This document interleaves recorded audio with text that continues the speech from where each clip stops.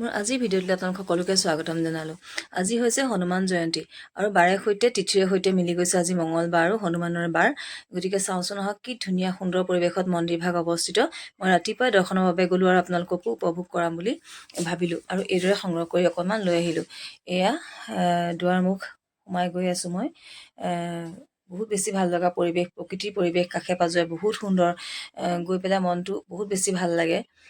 এনেই যোৱাটো নহয় হনুমান মন্দিৰ বুলি ক'লে।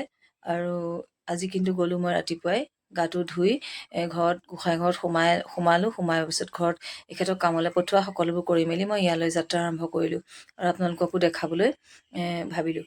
তাৰপাছতে ঘিউ বটল এটা কিনি লৈ গৈছিলোঁ, ধূপ জ্বলালোঁ আৰু ঘিউ বটলটো কিনি লৈ গৈছিলোঁ যিহেতু ইয়াতে ঘিউ চাকি জ্বলালোঁ, ধূপ জ্বলালোঁ আৰু দৰ্শন কৰিলোঁ। বহুত বেছি ভাল লাগিলে, মানুহৰ বহুত বেছি ভক্তৰ ভিৰ, ৰাতিপুৱাই বহুত বেছি ভক্তৰ ভিৰ। মই গৈছোঁ বহুত সোনকালে, তথাপিতো মানে ভিৰ বহুত বেছি। বহুত ভাল লগা এটা পৰিৱেশ। সেইবাবে আপোনালোকে যদি আপোনালোকৰ কাষে পাজৰে হনুমান মন্দিৰ কিছুমানৰ ওচৰে পাজৰে নাথাকিব পাৰে, আপোনালোকে এইদৰে দৰ্শন কৰিব পাৰিব আৰু সেই ভাবিয়ে মই আপোনালোকক দেখাবলৈ ইচ্ছা কৰিলোঁ আৰু অকণমান ৰখি মেলি সংগ্ৰহ কৰি আনিলোঁ মন্দিৰভাগ।